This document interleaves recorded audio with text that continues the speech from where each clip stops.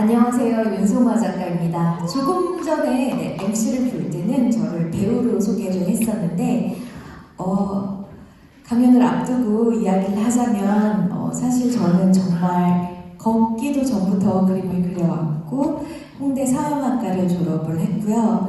그리고 대학교 때 들어서 방송을 잠깐 했었습니다. 제가 사실 방송을 하게 된 이유에는 저의 좀 배경에도 좀 영향이 있는 것 같아요. 보통 미술을 하면은 대개는 금수저예요. 여러분들도 들어보셨겠지 모르겠지만 음악 미술을 보통 전공하는 사람들은 먹고 살 걱정 없는 평생 돈을 벌지 않아도 이런 자녀들이 많이 해왔습니다. 물론 요즘에는 세상이 많이 바뀌었기 때문에 그렇지 않은 경우도 있어요. 그렇지만 저는 어쨌거나 80년대생이기 때문에 그 시대 때는 우리나라의 미술 시장이 아예 형성이 안 돼 있었어요. 사실상 우리나라의 미술 시장은 형성이 된 지 한 7년 정도 전밖에 안 되었었어요. 그래서 집에서는 미술을 반대했었고 저는 부모님의 반대를 무릅쓰고 미술학원을 다녀본 적도 없이 중학교 때부터 화가로 데뷔해서 화가로서 생활을 해왔지만 미술학원 한번 다녀보지 못하고 계속 반대를 받으면서 어쩔 수 없이 저도 어느 날 공부를 해야겠다. 나도 어디 회사에 취직을 하거나 그렇게 조금 안정적인 그런 직업을 선택을 해야겠다라는 생각이 들었는데 너무너무 억울한 거예요. 저는 제가 그 한이 어디서 왔는지는 잘 모르겠는데 너무 그림을 하고 싶었어요. 그래서 엄마를 많이 졸라서 아버지 월급으로는 조금 힘들었었거든요. 미술학원 비용이나 이런 것들을 서포트하는 것이. 그래서 저는 어린 나이에 영어 강사를 고등학교 때 알바를 하고 어머니는 눈높이 교사부터 동네 아줌마들 모아서 어머니가 좀 손재주가 있었었는데 지점도 가르치고 하면서 돈을 모았어요. 미술학원비를 딱 6개월치를 모았어요. 입시 6개월 전에 딱 미술학원을 처음 가면서 기회는 2번이 없었거든요. 무조건 됐어야 됐어요. 그래서 되지 않으면 정말 죽겠다, 죽을 거다 라고 해서 저한테는 인생에 있어서 단 한 가지 목표밖에 없어. 무조건 홍대를 가야 돼. 아니면 끝낸다, 생을. 딱 이 각오로 했던 것 같아요. 근데 학원을 다니면서도 재료비나 등등 좀 부족한 점이 있어서 영어 과외 1개 정도 하면서 했던 것 같아요. 그래서 새벽 2시까지 그림을 그리고 씻고 자고 5시에 일어나는 그런 삶을 계속 했던 것 같아요. 굉장히 서럽기도 했었는데 그 시간들이 있었기 때문에 굉장히 단단해졌던 것 같아요. 그런데 그러면서 저는 사실 굉장히 우울했었어요, 마음속으로. 그리고 대학교를 입학해서는 더 우울했어요. 친구들이 저한테 옷 좀 싸구려 입고 다니지 말래. 창피하대요. 너랑 어울리기 창피하대요. 그래서 약간 공식적 왕따는 아니었지만 제가 구타를 당하거나 이러지 않았어요. 우리 학교 친구들 그런 친구들 아니에요. 그렇지만 소위 있는 집 자식들끼리 자기네들끼리 좀 교양 있게 어울리고 저는 좀 제외되고 소외된 것 같은 느낌. 제 느낌에는 은따를 당하고 있는 것 같은 그런 심정이 들었었고요. 저는 그때도 이제 온갖 알바를 하면서 학교 생활을 간신히 좀 소화를 하고 있었는데 너무 슬펐던 것 같아요. 왜냐면 저는 홍대만 들어가면 다 될 수 있을 줄 알고 된 줄 알았는데 대학교를 처음 입학한 그날 교수님께서 저에겐 너무 충격적인 이야기를 하더라고요. 저희 홍대 서양학과 학생들이, 홍대 회화과 학생들이 한 학년에 90명인데 이 중에 평균을 잡아보면 단 1명만이 화가로서 먹고 살 수 있대요. 근데 가끔 진짜 우수한 학생들이 모인 경우에는 자기가 한 3명까지도 봤대요. 그리고 어떤 학년은 좀 열심히 하지 않는다면은 단 한 명도 화가가 나오지 않았대요. 그래서 너무너무 절망을 하고 그때 인생의 가장 큰 방황을 했어요. 그러면서 어떻게 하지 생각을 하다가 제가 전시를 하고 있었던 갤러리에서 하루 종일 제 그림 앞에 제 그림이 아닌 척 그냥 있었는데 그때 또 한 번 상처를 받게 돼요. 그때까지만 해도 우리나라 미술시장이 그다지 형성이 안 되었었고 주변의 사람들한테 미술관이나 갤러리를 얼마나 가봤어? 라고 하면 초등학교 때 뭐 이렇게 뭐 학교에서 감상문 쓰라고 해서 가봤다. 평생 안 가봤다. 라는 사람들이 너무 많았어요. 그래가지고 그 앞에 서서 있는데 정말 사람들이 왔다 갔다 하는 사람들이 별로 없더라고요. 그런데 그나마 지나가는 사람도 쓱 보고 지나가더라고요. 그 모습에 굉장히 상처를 많이 받았고 그 다음에 자신을 위로하기 위해서 영화관을 갔는데 많은 사람들이 영화를 보면서 웃고 울고 공감하더라고요. 저는 예술이 그래야 된다라고 생각했거든요. 그래서 제가 그때 깨달은 점이 우선은 해외에 나가서 체류할 수 있는 상황은 제가 아니었어요. 우리나라에서 미술작가로 활동을 해야 되는데 시장 자체가 형성이 안 돼 있다. 안 돼 있으면 난 떠날 것인가. 시장을 만들자 라는 것이었어요. 그래서 내가 대중예술을 하자. 내가 유명해지자. 내가 기자들한테 기사를 낼 수 있는 사람이 되자. 내 이야기를 들어줄 수 있는 위치가 되어서 저는 어렸을 때부터 그림 아니었으면 내가 살아남을 수 있었을까 싶을 정도로 상처받았던 어린 시절들이 있는데 내가 그림한테 보답하자라는 생각이 들었었어요. 조금 전에 제가 영어 강사 이야기를 했는데 어떻게 고등학생이 영어 강사를 할 수 있었을까 뭐 이런 생각을 하셨을 수도 있는데 어린 시절 이야기를 잠깐 하자면 아버지가 해외 지점으로 발령이 났는데 그게 제가 유치원 때였어요. 그때 88 올림픽이 끝나고 우리나라가 정말 못살고 무시받던 시절 영국에 가게 됐고 그 동네에 한국인이 아무도 없었고요.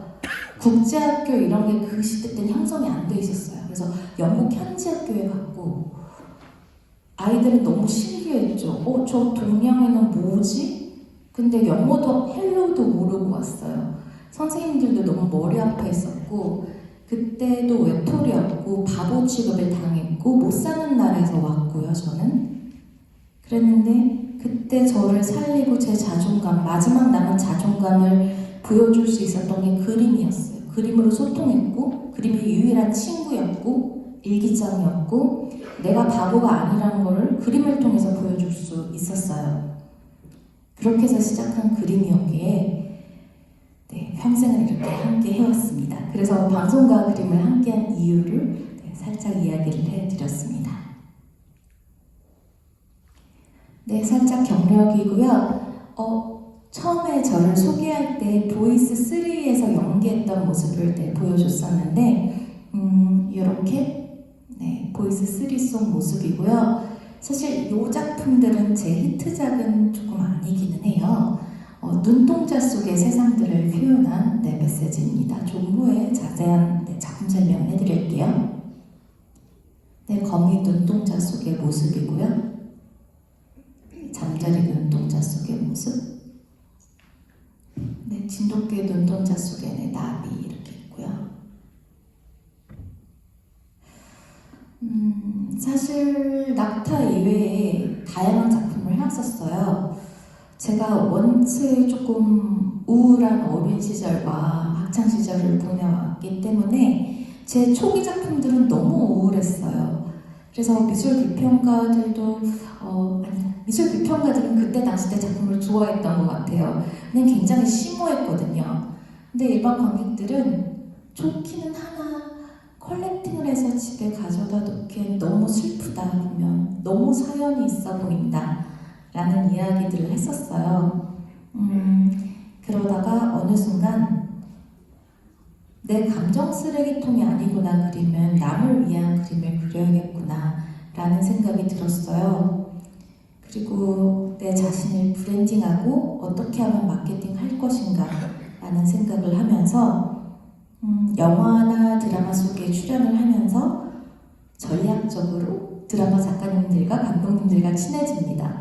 그리고 제 전시에 계속 초대를 했어요. 그러면서 영감을 받게 되면 자연스럽게 그들이 보고 느끼는 게 작품 속에 녹아들 수밖에 없어요. 그래서 처음에 보신 보이스3 같은 경우도 제가 자화상을 그리고 있었는데 보이스3 이제 집필하신 마지막 작가님이 제 전시를 보시고 그림을 좋게 생각을 하셨었고, 그 다음에 제 작업실도 한번 놀러 오셔서 중간에 이렇게 작업을 보게 됐는데 그 그림들을 보면서 영감을 좀 얻으신 거예요. 그래서 보이스3는 그림에 관한 이야기로 집필이 되었어요. 뭐냐면 사람들이 다크웹에서 그림을 사는데 제가 입이 도련해진 채 죽잖아요. 살해를 당하잖아요. 근데 입이 없는 소녀라는 작품을 다크웹에서 이제 거래를 하는데 입이 도련해서 그거 신체 일부와 함께 간다라든지 이제 토막살인에 관한 이야기고, 그러다 보니까 보이스 전반적인 시리즈에 제 작품이 다 녹아들게 돼요. 처음에 아까 보여드린 눈동자 같은 것도 그렇고 그런 것들, 그러면서 자연스럽게 아무래도 저를 모델로 한 그림들이 많다 보니까 저도 특별 출연을 하게 되고 하면서 또 알리게 됐는데, 드라마나 영화에 PPL을 하려고 그러면 저거 사실은 돈 엄청 많이 드는 거예요. 돈 없잖아요. 마케팅은 해야 되잖아요. 그리고 미술 잡지에 그림을 실는 것도 사실 광고 비용을 이야기해요. 신진 작가한테는 말도 안 되고 절대 할 수 없는 일이잖아요.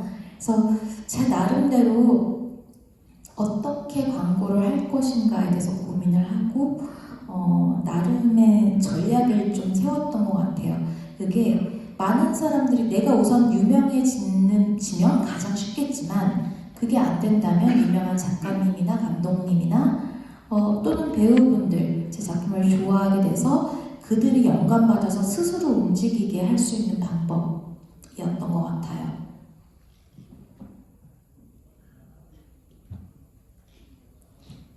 네, 그러면서 작품이 너무 우울했기 때문에 이 작품을 어떻게 해야지 모두 다 공유할 수 있는 작품이 될까 하는 생각을 했습니다.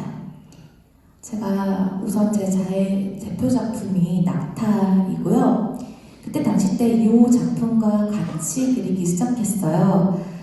정말 솔직히 이야기하면 더 먼저 그리고 그 후에 그리게 됐고요. SBS 괜찮아 사랑이야 라는 드라마가 있었어요. 우리나라 3대 스타 작가이신 노희경 작가님 작품 속에서 이제 등장을 하게 됐고, 조인성의 대사 속에서 작품 소개가 나와요. 조금 이따가 영상 보여드릴 텐데요. 우선 드라마와 콜라보 할 때는 제 기본 스토리를 베이스로 하고 있지만 조금 더 나아간 이야기라서 먼저 잠깐 작품에 대한 이야기를 하면 그림은 전체 관람가여야 한다는 생각을 했어요. 그 당시 때 미술이 대중적이지 못한 이유가 뭘까에 대해서 분석을 했는데 너무 어려운 거예요. 그림도 TV처럼 TV는 전체 관람가잖아요. 우리도 집에서도 그렇고 건물에서도 그렇고 어른과 아이가 함께 그림을 즐겨요. 그런데 어른들만을 위한 그림들이 그 당시 때는 좀 인기였었어요. 굉장히 심오하고 그런 것들. 어린아이들이 공감할 수 있을까라는 생각을 했을 때 저는 모든 미술은 공공미술이 되어야 된다라는 생각이 들었었어요. 그래서 굉장히 쉽게 마치 어린 왕자 동화처럼 어렸을 때 봤을 때 느끼는 것, 나이 들어서 느끼는 것 모두 다 틀리지만 서로 어른과 아이가 소통하고 즐길 수 있는 그림. 그래서 어른들을 위한 힐링 동화다. 나의 그림을 이런 이야기를 하고 있는데 굉장히 힘들었던 제가 갑자기 이 모든 걸 뿌리치고 밝아졌을까요? 그럴 수 없잖아요. 네. 지금 보시는 모습은 사막의 허벌판에 먹을 거 없는 이 공간에 고목나무예요. 죽어있는 나무고 가시 같은 저런 모습으로 이파리 하나 없는데 거기 사막에 덩그러니 낙타가 있어요. 그게 바로 저의 모습이고 모든 사람들의 모습 같았어요. 우리 각자 삶의 무게를 짊어지고 있잖아요. 작게 짊어지고 있기도 하고, 그렇지만 성공하고 저 위에 계신 분들도 왕관의 무게를 견뎌라라는 이야기도 있듯이 책임져야 될 직원도 있고, 또 우리 엄마는 책임져야 될 자식이 있고, 항상 그 책임감의 무게들이 있어요. 그렇지만 책임을 지고 있다라는 거는 사랑을 하고 본인이 집착하고 있는 그런 것들이잖아요. 사람이 될 수도 있고 뭐 어떠한 목표가 될 수도 있고, 그게 생명수가 돼서 가장 힘든 순간에 살아남을 수 있게 하는구나, 이 사막 같은 현실에서 라는 생각이 들었고, 이걸 밝게 표현을 하고 싶었어요. 그래서 꿈꾸는 낙타 시리즈라는 작품으로 처음 시도를 하게 되고, 낙타가 눈을 감고 상상을 해요. 그러면 정말 이 황량한 사막이 굉장히 컬러풀하게 바뀌고, 컬러만 바꿨을 뿐인데 굉장히 뭔가 긍정적으로 보이잖아요. 만약에 저 똑같은 장면을 그냥 황량한 사막 그 컬러 그대로 표현했으면 굉장히 또 우울했을 텐데, 그래서 겉으로 보기에 밝지만 그 안에 뼈가 있는 이야기를 좀 하고 싶어서 낙타에 관한 이야기를 시작했고, 현대인을 비유해서 각 그림마다 상징들을 가지고 있습니다. 자세히 보시면 이제 해와 달이 있는데, 일반적으로 목표를 상징하잖아요. 해와 달은 저는 이렇게 조금 소통을 편하게 하고 싶어서, 쉽게 하고 싶어서 어떤 형상인지 잘 모르면 이게 뭐지 생각을 해요. 근데 형상이 정확히 있으면 왜 그림자 방향이 반대지? 왜 낙타지? 생각을 하거든요. 목표를 향해 가고 있지만 우리 뜻대로 되지 않아요. 그걸 그림자로 표현을 했어요. 현실이에요. 엉뚱한 데로 가요. 하지만 그러다가 목표가 강하고 열심히 나아가면 목표에 도달할 수 있잖아요. 그런 스토리로 시작했습니다. 네, 콜라보한 장면이고요. 보시죠.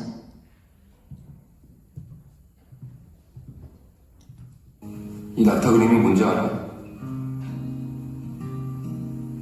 사막의 유목민들은 밤에 낙타를 이렇게 나무에 묶어두지. 근데 아침에 끈을 풀어. 보다시피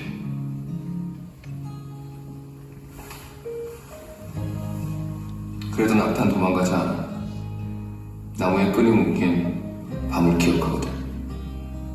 우리가 지난 상처를 기억하든. 과거의 상처가, 트라우마가 현재 우리의 발목을 잡는다는 얘기지. 나는 화장실, 넌 불안증.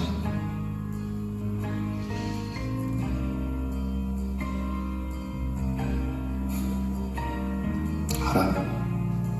네가 알다시피 내 침실은 여기거든.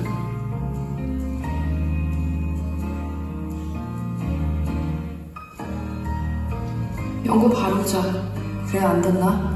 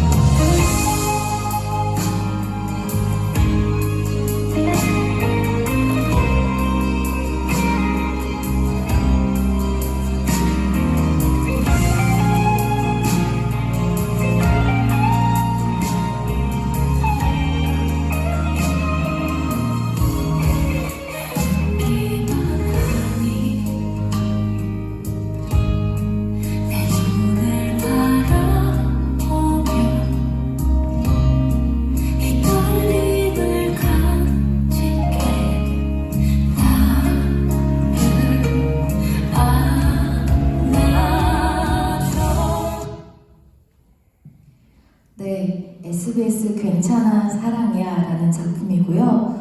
2014년도에 SBS에서 방영이 되었는데, 이때 놀랍게도 시청률이 정말 잘 나왔었어요. 그리고 해당 드라마의 이 장면이 명장면으로 채택이 되었었습니다.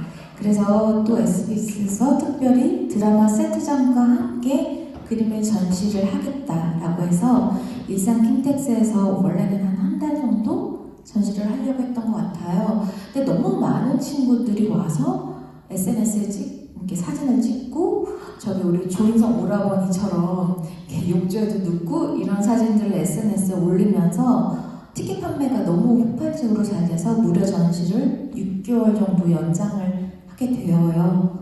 네, 요게 이제 제 본격적인 작가로서의 생활의 시작이었던 것 같아요. 그리고 이 또 낙타 그림이 제가 뭔지 알아?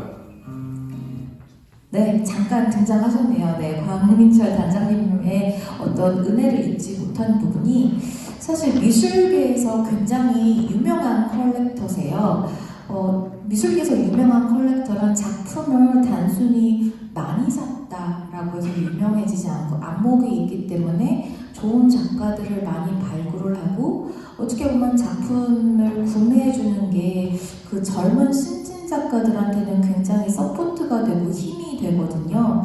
그랬는데 물론 많은 작가님의 작품들이 오르셨을 텐데 솔직히 궁금하긴 합니다. 투자인 건지 단순한 서포트인 건지 궁금하긴 하지만 네, 그때 당시 때 저한테 또 조언을 해주셨던 게 낙타가 정말 좋다. 대중적으로 많은 사람들이 공감하고 네, 소통할 수 있을 것 같다라고 조언을 하면서 제가 더 낙타를 밀게 됐습니다.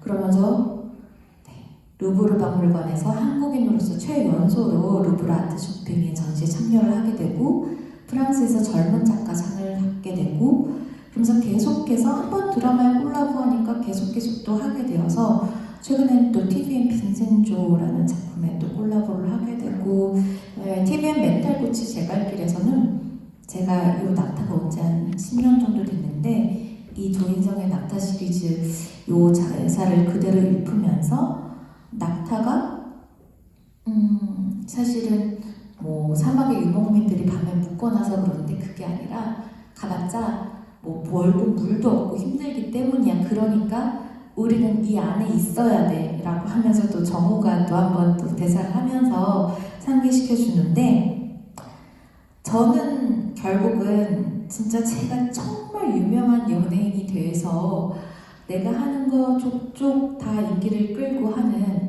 예를 들면 정말 유명한 스타가 된 마이클 잭슨이 뭐 입었던 티셔츠, 장갑, 뭐 양말 아무거나 다 이렇게 뭐 굉장히 중요하게 전시되고 그렇잖아요. 그런 인물인 못 됐지만 그래도 이 방송계 안에서 생활을 하면서 그들의 어떤 흐름을 읽고 또 미술시장의 흐름을 또 읽으면서 이렇게 미술시장과 방송이 콜라보 되면 미술계도 나의 덕분에 어쩌면 살아날 수도 있겠다라는 생각이 들어서 물론 저 때문에 살아났다라는 건 아닙니다. 많은 요런 아티스트들의 노력이 있었겠죠. 그리고 이런 미디어뿐만 아니라 조금 이따가 보여드릴게요. 이렇게 전시장 했던 모습이고요. 멘탈코치 제갈길도 이렇게 콜라보를 했습니다. 네, 빈센조도 이렇게 나왔고요. 조금 전에 보셨던 보이스도 이렇게 나왔고 그 밖에 많은 드라마들에 콜라보를 했습니다.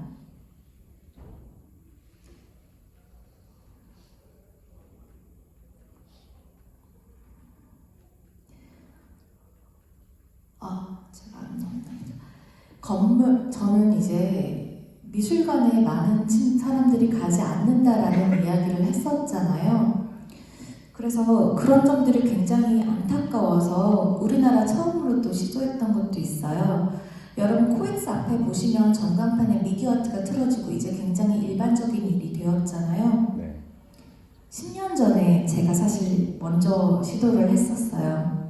명보 아톨의 그 G 스마트 글라스라고 처음 나왔을 때 시연을 하려고 그 회사 대표님이 그 건물에 잠깐 유리를 설치를 했었는데 그때 시연 영상으로 제 거를 틀면서 같이 이야기를 하다가 이야기가 된 거죠. 저는 출퇴근 시간에 상영이 되기를 바랬어요. 왜냐하면 사람들이 미술관에 자꾸 안 가기 때문에 그냥 지나가는 출퇴근 시간에 차 안에서 건물 유리창이나 건물 외벽에 미디어 파사드가 상영이 되고 한다면 억지로 그림을 보여줌으로써 슬슬 그림에 관심을 갖게 하고 갤러리 안으로 끌어들여야겠다 라는 생각을 했었어요. 근데 너무 일찍 했나봐요. 요즘 들어서 인기더라고요. 그래서 요즘 들어서 저도 다시 해야 되지 않을까라는 생각을 했는데 그러한 노력도 했었고요. 콜라보했던 이야기들이 있고 그 다음에 미디어 아트를 하면서 NFT가 인기를 끌기 시작했었을 때 또 괜찮아 사랑이야의 그림을 NFT화 시켜서 저렇게 한번 또 해봤습니다. 그림은 한 개밖에 없어요. 그래서 여러 사람들이 소유할 수 없지만 NFT는 여러 개를 발행할 수 있기 때문에 저렇게 새로운 시도를 해봤습니다. 그리고 이태원 상권 살리기라고 해서 중기부랑 같이 해서 진행했던 어떤 이벤트인데요. 이태원 참사가 있고 아무도 이제 안 찾고 있을 때 상인들이 너무 힘들어해서 어떤 이태원 거리를 다시 살리고자 했던 움직임이었고요. 저렇게 외벽에 월을 설치해서 해밀턴 호텔 뒤에 글램 앞이 가장 핫했는데 그쪽에 아무도 안 찾게 되었을 때 라이브 페인팅 이벤트도 하고 뭐 작품 소개도 하고 작품 걸고 하면서 그렇게 했던 것 같습니다. 그리고 아래 있는 거는 더 현대에서 12월에도 개인전을 했었지만 순회전처럼 돌면서 백화점에서도 전 전시하면서 라이브 페인팅이나 아트 토크를 좀 진행을 하고 있어요. 그림 컬렉터들과 아트 시장을 조금 넓히고 싶다라는 생각이 들어서 계속 그런 활동들을 하고 있고 그리고 또 한국 미술협회 홍보대사도 지금 10년 넘게 하고 있고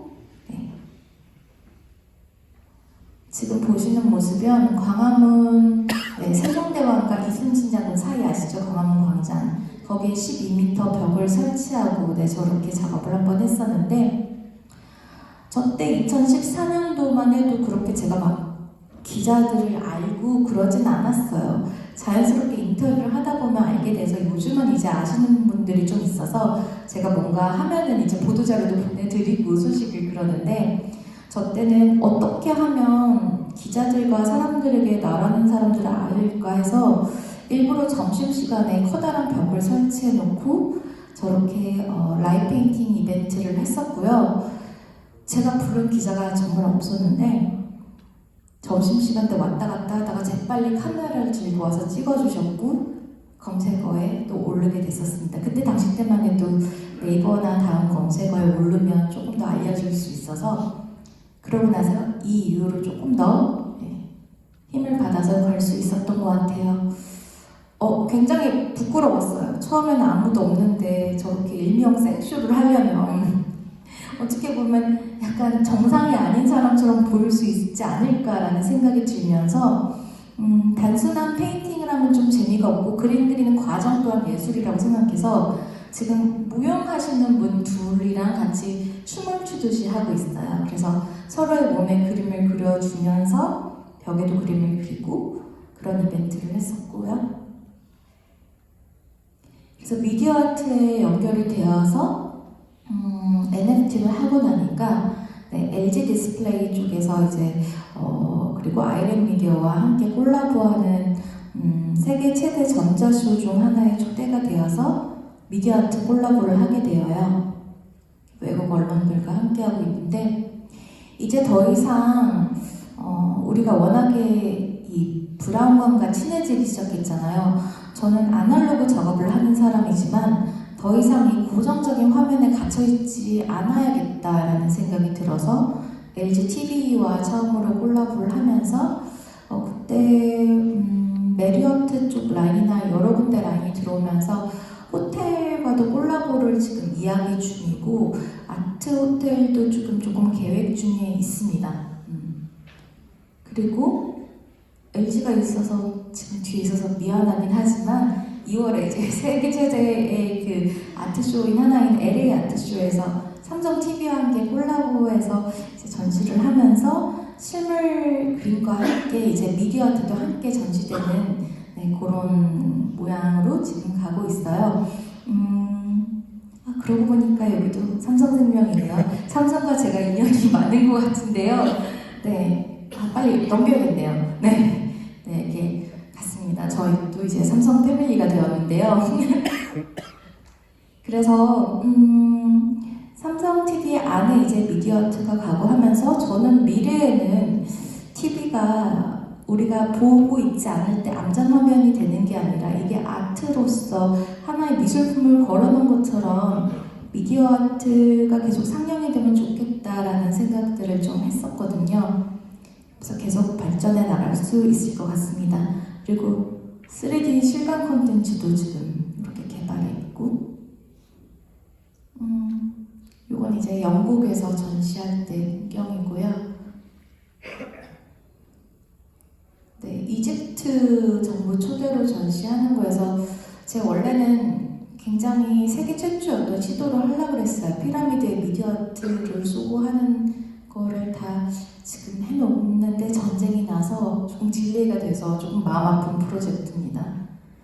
네, 이집트 대사님이랑 같이 아리랑 TV에 출연을 해서 그 프로젝트에 대해서 소개를 하는 내용이고요. 네, 너무 기쁘게도 미술이 조금 대중화가 되기 시작하면서 예전에는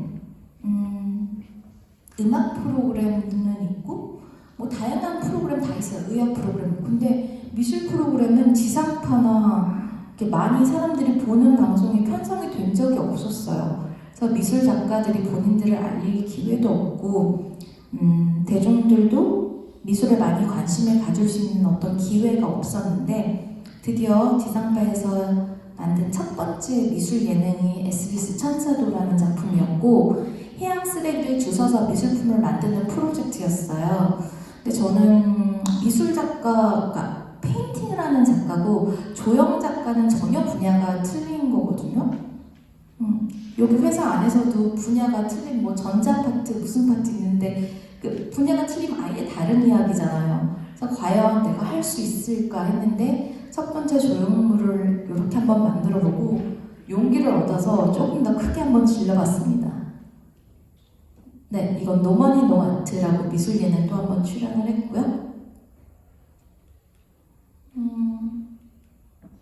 네, 이렇게 질러보게 됐는데요. 단순히 조형물만 있는 게 아니라 저는 공간 구성도 조금 하고 싶었어요. 그래서 그 주변에 인테리어랑 함께, 인테리어 디자인과 함께 뒤에 미디어 아트 그리고 조형물까지 함께 있는 공간으로 네, 이렇게 DDP 안의 모습이고요.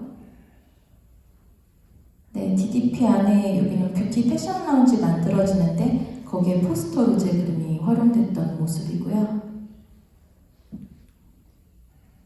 만들어가는 모습이고 이렇게 구성을 해봤습니다. 보통 일반적으로 조형물들은 좀 그냥 저렇게 화려하게 잘 만들지는 않거든요. 조금 무난한 거를 보통은 선호하니까. 제가 설득을 해서 귀한 조형물을 만드는 거 포토존이 되어야 된다라고 생각한다 라고 설득을 하고 고집을 부려서 이렇게 들어가게 되었습니다. 네, 조형물 이후로 조금 더 욕심이 들더라고요. 저런 조형물 누구나 소유할 수는 없잖아요. 그런데 어린 아이들에게도 제 작품이 소유가 되고 싶고 그림이 미술이 부자들만의 전인물이 되는 거는 저는 싫었거든요. 많이 공유되고 또 많이 소유되고 싶은 욕심에 그 다음에는 이렇게 지금은 플래닝을 하고 있어요. 그림 수작업하는 거는 제 물론 작업의 항상 핵심이에요. 심장이다. 하지만 그 이후로 미디어 아트 만드는 쪽, 뭐 패션 쪽 만드는 쪽, 폰 케이스도 제 것도 있고 이것저것 다양하게 제품화되면서 다 함께 해야겠다라고 해서 그 종목별로 다른 회사들과 콜라보를 해서 제품들을 지금 만들고 확장을 해 나가고 있어요. 와인 라벨이라든지 등등 이렇게 점점 확장을 해 나가고 있는데 이런 식으로 조형물을 했던 거를 주얼리로 만들기도 하고요. 폰 케이스 이런 콜라보들 네, 이런 것들을 이어가고 있고 지금 뭐 전부 다 나오지는 않았어요. 제가 하고 있는 아트 프로젝트들을 제가 전부 다 넣지는 않았는데 앞으로 나올 것들이 더 많고 저는 어떻게 보면 정말 모든 사람들이 제 작품 하나씩을 소유하는 거를 꿈을 꾸면서 이런 제품까지 영역을 확대해 나가기 시작한 것 같아요. 조금 더 정말 꿈이 큰 것 같습니다.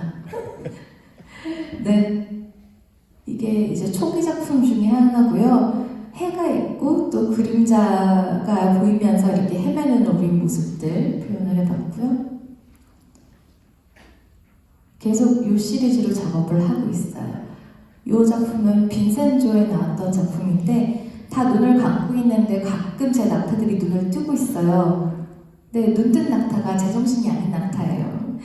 세상에 현혹되어서 거미줄에 걸린 거예요. 그래가지고 이제 눈을 떴는데 눈도 이제 몽롱하고 정신이 없는 거죠. 어떻게 보면 우리가 너무 이렇게 막 세상을 둘러보고 이야기 저야기 다 들으면 그것에 현혹되는 것 같아요.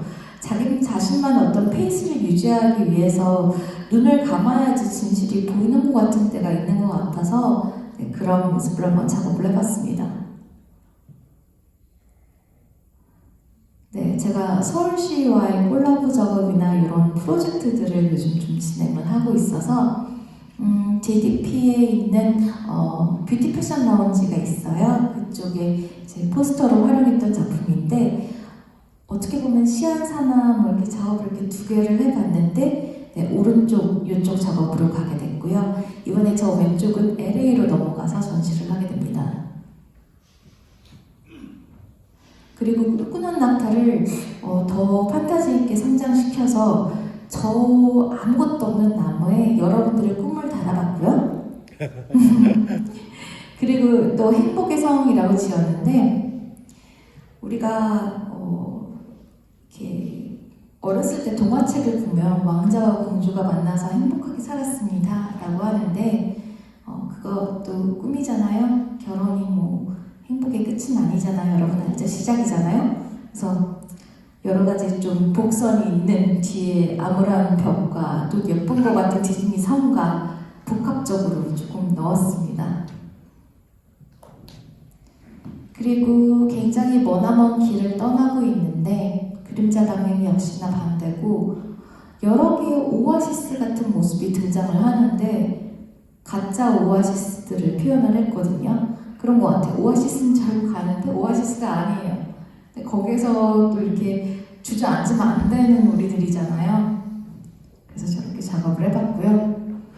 제가 최근에 앉아있는 낙타랑 누워있는 낙타를 작업을 했는데 누군가 이야기해줘서 알았어요. 10년간 단 한 번도 낙타가 앉거나 뭐 그런 적이 눕거나 한 적이 없었어요. 항상 걷거나 서 있었어요. 어떻게 보면 저희 삶을 많이 보여주는 여기도 여러분들의 꿈 중에 하나가 열려 있고요. 이런 작업들이 이어나가고 있는데 낙타에 대해서 공부를 해보면요. 낙타처럼 훌륭한 동물이 없더라고요. 말보다 훨씬 더 많은 짐을 실을 수가 있고요. 한 5배 정도. 말보다 더 빠르고요. 그리고 웬만한 동물 중에서 정말 강인하더라고요. 이 친구는 물 없이도 버티고 그리고 더욱더 놀라운 사실을 깨달은 거는 낙타가 먹을 게 없으면 선인장도 씹어 먹어요. 근데 선인장도 아니고 또 선인장 또한 없잖아요. 가시나무를 씹어서 먹어요. 그렇게 강한 친구예요. 가시나무를 씹어 먹을 수 없는 거잖아요. 불가능한 거잖아요. 이 친구는 살아남기 위해서 진화했어요. 그래서 입술과 안에 입천장이 굉장히 도톰한 가죽. 그래서 이 위와 이 안쪽에도 가시나무를 소화시킬 수 있도록 그 안에 있는 정말 그 마른 가시나무의 약간의 수분과 그 단단한 나뭇가지 안에 있는 영양분을 흡수할 수 있도록 정말 대단하다라는 생각이 들더라고요. 그런데 아무리 이렇게 진화한 낙타여도 그 가시들에 가끔 입이 찔린대요. 근데 그래도 살아남기 위해서 가시나무를 먹는데요. 그 이야기를 들으면서 와, 정말 낙타도 이렇게 사는데 라는 생각 들더라고요.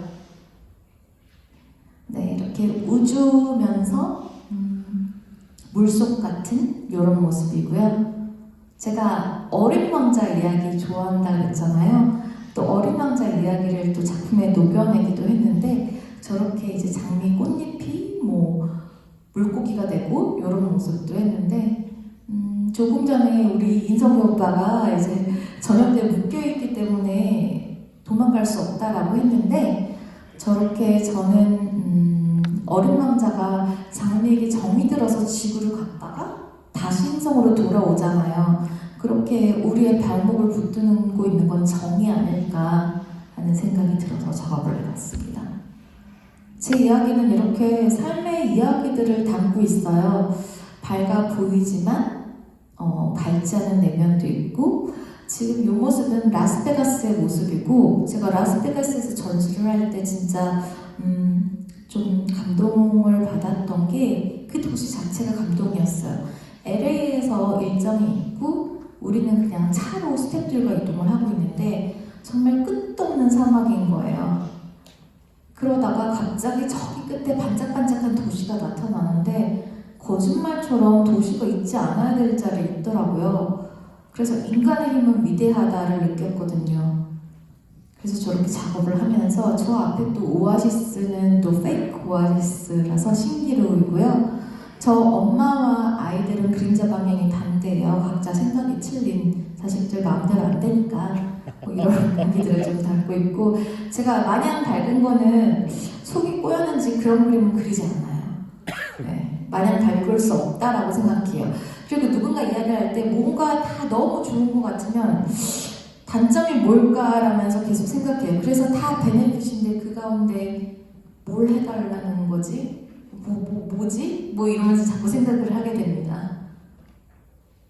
네, 이집트 전시를 앞두고 준비 중인 거고요. 태양의 신 라와 함께 밑에 황소인데 이제 낙타의 모양을 살짝 넣었고 이것도 전쟁을 가장 승리로 이끈 우리나라 따지면 이순신이에요. 이분이 이순신의 말의 낙타. 그리고 이쪽에 이제 한글들을 좀 넣었어요. 한글이 아닌 것처럼 보이지만 뭐 대한민국 이런 거 보실 수 있습니다. 그리고 이 작품도 자세히 보시면 한국적이잖아요. 색동 넣은 거예요. 단청이랑.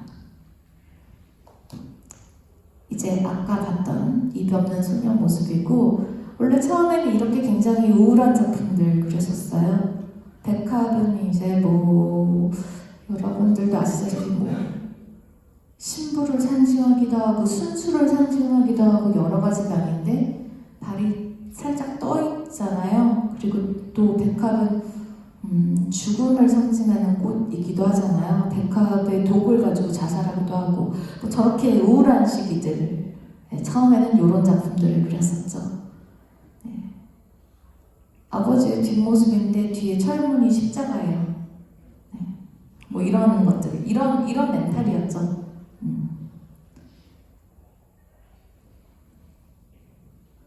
그러다가 이제 이런 작품들은 이제 조금 그 우울한 와중에 조금 밝게 표현한 거고 보익스와 콜라보했던 이 작품은 우물 안에서 살인사건이 어떤 사건들이 일어나고 이준혁 씨가 그러면서 블랙아웃 됐던 과거가 되살아나는 모습으로 콜라보했었고 요거는 이제 베트남에서 사람이 죽으면 하얀색 나비가 돼서 하늘로 간다라고 해서 진돗개가 이제 주인의 곁을 끝까지 지키는 모습이에요.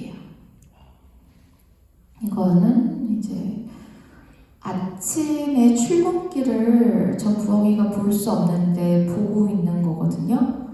저 시간에 깨어있는 친구가 아닌데 깨어있는 이유는 밤이 너무 밝다. 그리고 저 위치에 부엉이가 있다. 돌아갈 숲이 없다. 그러니까 굉장히 그냥 딱 봐도 추론을 할 수 있게끔 이야기를 하려고 하는 게 제 그림의 특징인 것 같습니다. 네, 요거는 그냥 조선일보에 연재하던 미술 칼럼인데요. 잠시 스톱하고 있고 요런 작품들이 이제 초반 시리즈인데 어때요? 마음이 아픈가요? 저 때 심정은 아무도 챙겨주지 않는 나 자신? 나를 위한 초상화 하나 그려주고 저승을 가자라는 마음으로 이제 유작으로 그린 게 이 두 개였거든요. 근데 그러다가 삶의 기로 앞에 이렇게 딱 섰는데 나한테 조금의 기회를 주자라는 거였어요. 딱 6개월만 기회를 주자 라고 했는데 연도가 2013년도거든요. 2014년도부터 살아나기 시작했어요. 그래서 네, 잘 살고 있습니다. 네, 다양한 시도를 해왔었고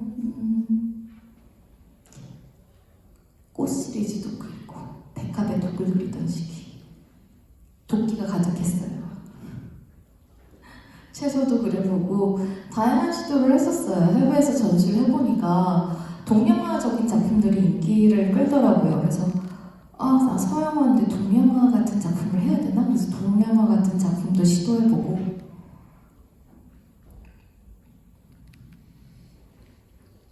뭐 이렇게 다양하게 시도를 해봤습니다. 저는 그런 것 같아요. 그냥 노력을 멈추지 않고 계속 하다 보면 길이 열리고 저는 너무 제가 운이 없는 사람인 것 같아서 제가 좀 전에 이제 나를 위한 초상화 하나 그려주고 죽자라는 마음이었을 때 정말 하나님을 원망도 했었어요. 왜 나한테만 이렇게 힘든 일이 자꾸만 생길까? 그리고 또 이제 방송을 좀 하다가 방송이 잘 풀리려고 했을 때 외부에 공개는 하진 않았지만 급하게 큰 수술을 받게 되었었어요. 그래서 하차를 하게 되었는데 계속 원래 배우는 히트작을 만나면 그 안에 조연들도 다 뜨는데 한 10년 동안 연기를 하다가 갑자기 아파서 수술을 받게 되었는데 그 작품이 데이트를 쳤어요. MBC 빛깔의 빈자라는 작품인데 제가 빛깔의 빈자를 제 작품 안에 좀 많이 넣었나 싶기도 하고 그때 또 많이 절망했었고 방송계에 있어서 큰 기회가 올 때마다 커다란 수술들을 받게 된 것 같아요. 그런데 그 수술이 그냥 단순한 정도가 아니라 의사 선생님이 수술을 하다가 삶이 끝날 수도 있으니 한 달 정도 기회를 줄 테니까 주변 놈이 다 하고 와라 뭐 이런 거 사망 확률은 몇 프로다 이런 이야기를 이제 20대 때부터 들어가면서 수술을 하면서 저희 마음은 정말 많이 무너졌었거든요. 그러다가 이제 정말 노력을 하다가 나는 안 되는구나, 나는 버림받았고 저주받은 삶인가, 내가 무슨 전생에 죄를 많이 지었나? 뭐 그런 생각을 하다가 김연아의 명언처럼 정말 쓰러질 것 같은 그 순간까지 노력을 했는데도 안 됐어요. 근데 물은 마지막 100도씨에 했는데 보통 사람들이 99까지 노력하고 그만둔대요. 그때까지 노력하면 죽을 것 같거든요. 근데 정말 죽을 것 같은데 그 한 발짝 더 했을 때 모든 수단과 방법을 가리지 않고 내가 할 수 있는 그 모든 마지막 것까지 다 짜서 했을 때 네, 됐었고 그때 기적처럼 열렸던 게 2014년도부터인 것 같습니다. 그래서 신년부터 복 많이 받으셨으면 좋겠고요. 100도씨까지 노력해서 성공하는 우리가 됐으면 좋겠습니다. 감사합니다.